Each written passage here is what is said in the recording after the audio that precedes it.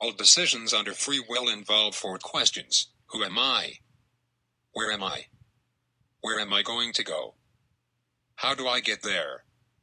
In the decision-making, there is a compelling logic between the four questions, if the former question is not assured. Rash answer to the latter question is certainly busy and vain. If you even don't know who you are, you would not be able to talk about positioning. If you don't have a location, how can you talk about where to go? If you don't know where to go, how do you know whether to walk or to go by boat or by airplane? From the perspective of politics and policies, the four questions of Taiwan can be described as follows. 1. The identity problem of people with Taiwan identity card are often referred to as Taiwanese.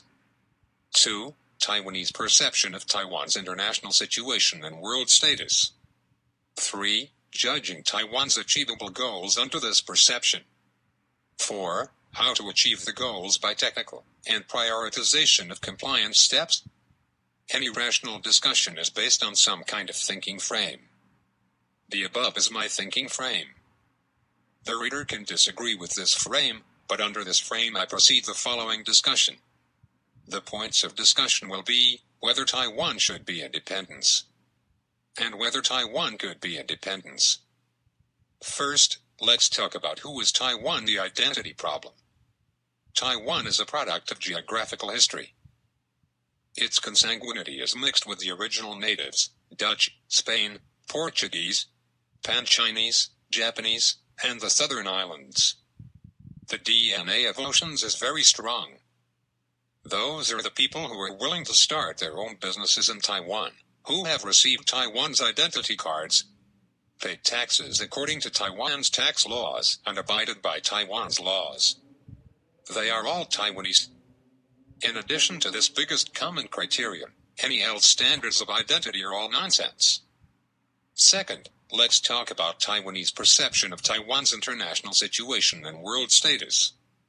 Taiwan has de facto sovereignty, but what is lacking is de jure sovereignty from the Westphalian Treaty in 1648. No one inside or outside Taiwan doubts that Taiwan is welcomed by advanced civilized countries on the planet. But now the People's Republic of China, which is composed by the CCP, wants to strip or eliminate the de facto sovereignty of Taiwan. For the one who wants to strip away your de facto sovereignty, you can call it the malicious adversary in polite term, or call it the enemy indirectly. Like other countries that are geographically close to the PRC, Taiwan's economy cannot get rid of its exchanges and interdependence.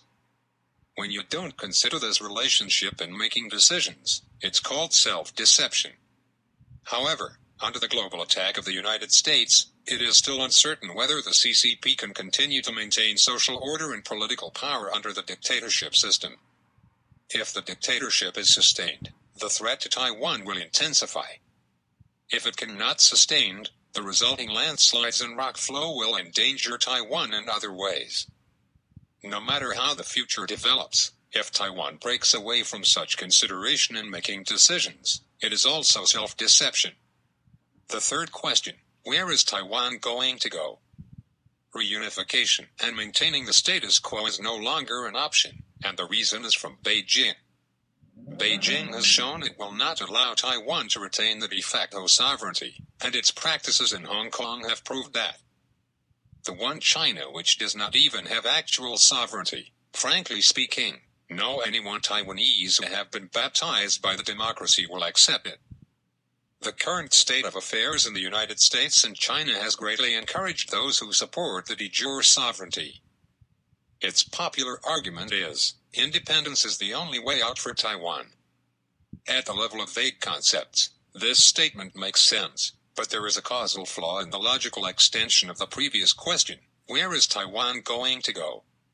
Due to the final situation between US and China is not yet confirmed, it will has three possibilities. 1. China have succumbed to the United States, when US gets what it wants, and it will not be stupid enough to reveal the issue of legal sovereignty over Taiwan. And Taiwan cannot misunderstand that it is more important to Americans than to its own country. 2. The reconciliation between the US and China will be achieved, and the result should be a fourth communique signed by both sides. 3. The United States is determined to eliminate the CCP, and the result will be at least a regional war. Is Taiwan ready for it? Finally, how to do. The whereabouts of Taiwan is a regional issue, or even a world problem. In the above three possibilities, personally, I think that Taiwan should take the first step to express its neutralization to the world. If the situation moves in the direction of the fourth communique between the United States and China, it will strive for Taiwan's neutralization included in the provisions. How about Taiwan after that? Who knows? As long as the window of opportunity is still there, let the brothers climb mountain by their own efforts.